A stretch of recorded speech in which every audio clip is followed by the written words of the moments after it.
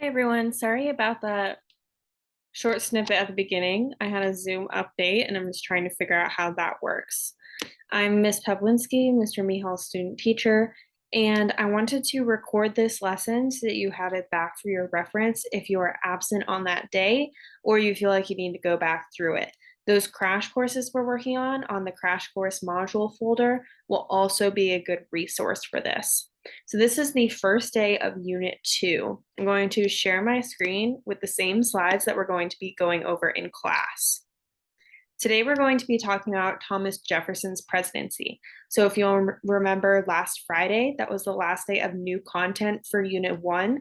We went over the election of 1800, which Thomas Jefferson ended up winning. So he is going to be the next president, and he is going to be where we begin Unit 2. Get this in our presentation mode here.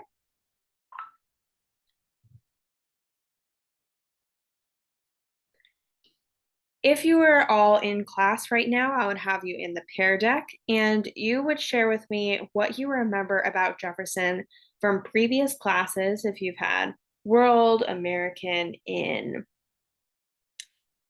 8th grade, if you took American 1 perhaps, even civics. What might you have learned about Jackson at those times? Or what do you remember about, I'm so sorry, Jefferson? I don't know if I've been saying Jackson this whole time. We're talking about Jefferson today. I'm sorry, I'm planning ahead and looking at some Jackson stuff right before I started recording this. That's my fault. We're talking about Jefferson. What do you remember about Jefferson from previous classes or the last unit? So you should definitely remember, since I don't have you all here to be participating in this question, you should remember that he just won the election of 1800. It's where we're at right now. Should also remember we talked about him in a Hamilton versus Jefferson debate when they were talking about the national bank. So Hamilton is a Federalist and Jefferson is a Democratic Republican. So they're going to be opposing each other. Hamilton, the Federalist, was supporting that national bank and a strong federal government. Jefferson was opposing that national bank because he wants the states to have more strength in the government rather than the federal government. So you all will be receiving some guided note sheets in class that day. If you are absent, check in with me. I'll get you one of those guided note sheets so that you could follow along with this video or with the slides to help you fill it in.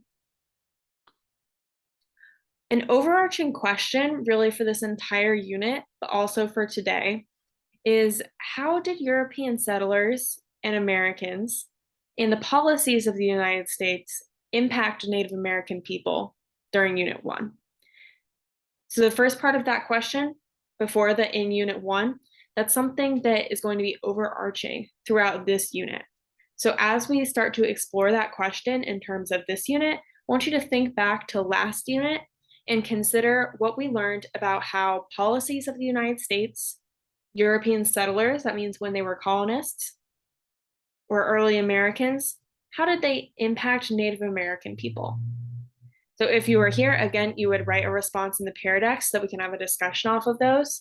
But since you're not here, I'm going to throw out some of the main ideas that I hope some of you in class will bring up in the pair deck.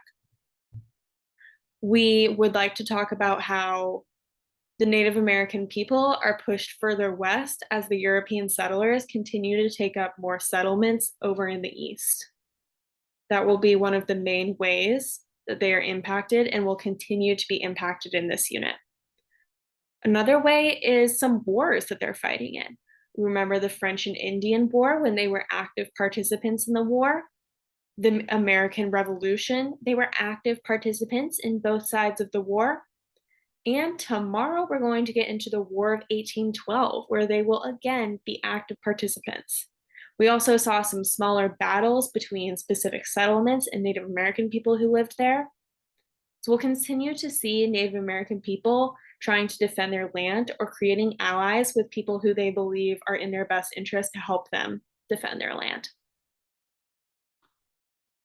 So now we are going to get into Jefferson. So this is where your guided notes begin. Jefferson believed in decentralizing the federal government. So that means that he really wants the state governments to have more power. He wants to decrease the size of the Army and the Navy Because remember, John Adams was building those up because he was having those conflicts with the French, those Alien and Sedition Acts and the XYZ affairs.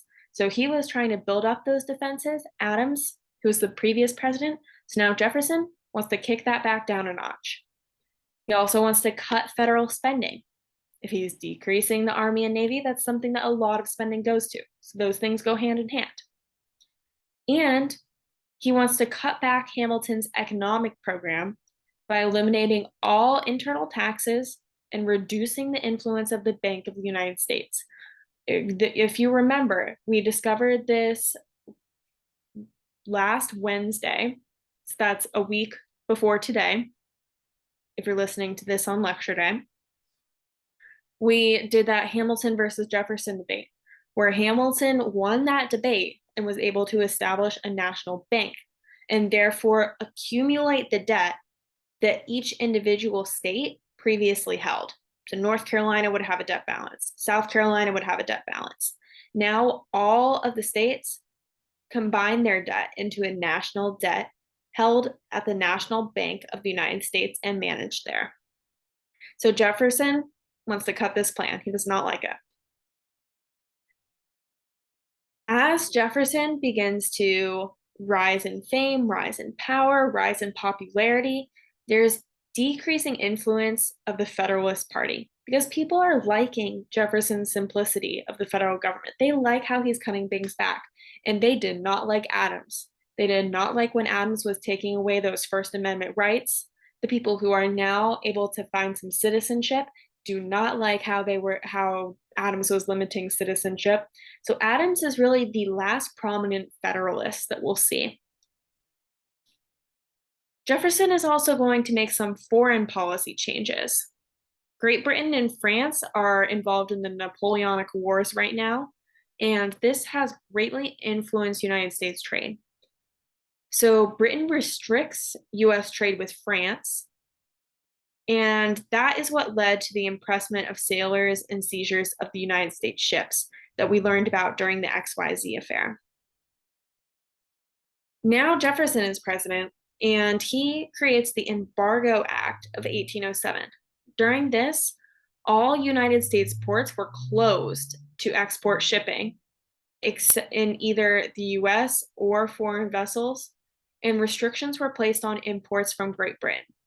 So this greatly affected the United States' ability to engage in foreign trade. So Jefferson was putting this in place to try to protect the United States against any danger, against any more attacks from the French. So rather than using that Navy, because remember, he's cutting back the Navy, he's going to be using this Embargo Act and be limiting the trade. But this may have some negative effects on the economy. Let's talk about his domestic policies. Now, remember, Jefferson did not think that he should have much power as the president, right? Because he is a Democratic Republican. This whole time he's been pushing federal government should not have that much power. But he does something pretty crazy given that choice. So, purchases a lot of land. That is not written in the Constitution. This Louisiana Purchase of 1803, not in the Constitution.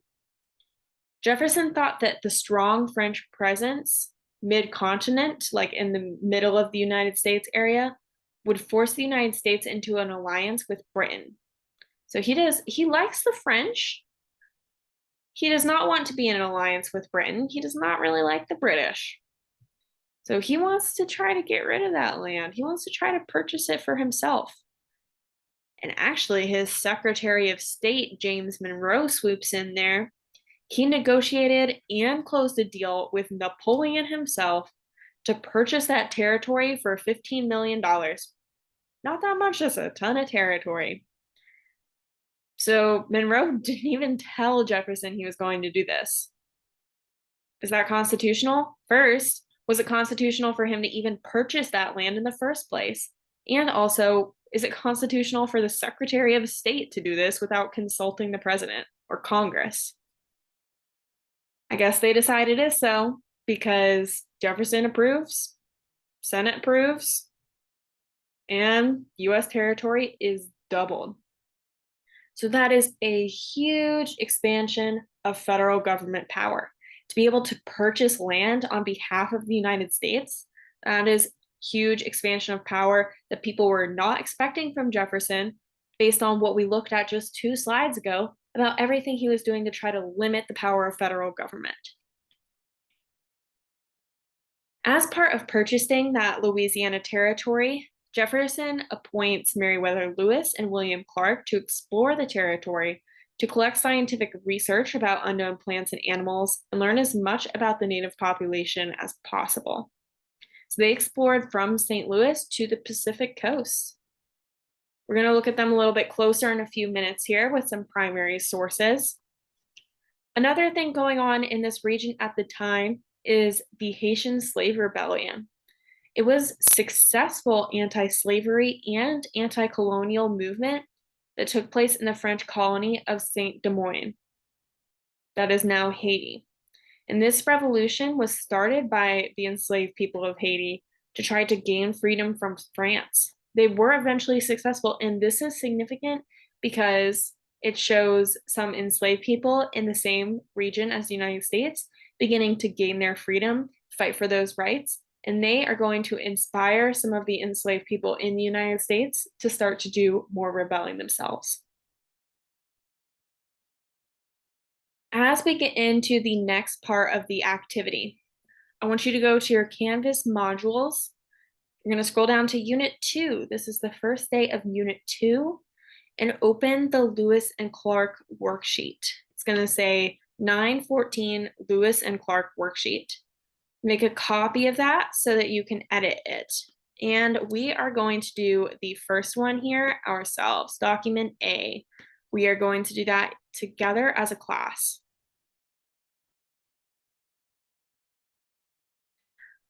So when you look at these documents, you're first going to look at the date, any title that they give us, who wrote this document or who is speaking, and who are they speaking to? Who is their audience? So here, okay, we see the date, June 20th, 1803. The title, Jefferson's Letter to Meriwether Lewis. The passage below is from a letter written by Thomas Jefferson to Meriwether Lewis on June 20th, 1803. So that makes it easy. Jefferson, that's the president we've been talking about on these previous slides, is the speaker. And Meriwether Lewis, that's the explorer that we talked about on the second to last slide. He's one of those guys that Jefferson sent out to explore the Louisiana territory, which Jefferson just purchased. Jefferson is writing to that explorer, Lewis. So if we were in class, I'd have you read this silently, but since we're on a video together, I'll go ahead and read it out loud to you. As I read, please on your own document, highlight any phrases that you do not understand, that you have trouble with, that you need some help with. Considering the interest which every nation has in extending and strengthening the authority of reason and justice among the people around them, it will be useful to acquire what knowledge you can of the state of morality, religion, and information among them, as it may better enable those who may endeavor to civilize and instruct them. In all your interactions with the natives, treat them in the most friendly and conciliatory manner. Assure them that the purpose of your journey is innocent. Make them acquainted with our wish to be neighborly, friendly, and useful to them, and to trade with them. Find out what articles would be most desirable for both of us to trade. If a few of their influential chiefs wish to visit us, arrange such a visit for them. If any of them wish to have some of their young people raised by us and taught things that may be useful to them, we will receive, instruct, and take care of them. Such a mission, whether of influential chiefs or of young people, would give some security to your own party. Carry with you some smallpox medicine and instruct and encourage them to use it. This may be done wherever you spend the winter. In this particular passage, we have some vocabulary words outlined. We have endeavor. Here's the word endeavor. To try hard to do something. So whenever you have a word that you needed to look up, this is an example of one of the words that I thought that you may need to look up. So that's why I went ahead and provided the definition here. So whether it's these words that I have for you, or whether it's your own word that you're unsure about, when you find that definition, go back and plug it into the sentence. Reread that sentence now that you know what that word means to try to make some more sense of it. Let's read this little part again. As it may better enable those who may try hard to civilize and instruct them. Okay, that makes sense. Let's check out this other word, conciliatory. Here it is, conciliatory. In all your interactions with the natives, treat them in the most friendly and avoiding conflict manner.